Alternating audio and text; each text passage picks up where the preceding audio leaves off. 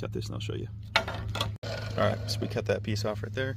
So right now, you see where the white edge of the paint is along the edge of it. We're gonna cope along this with a grinder, a hand grinder.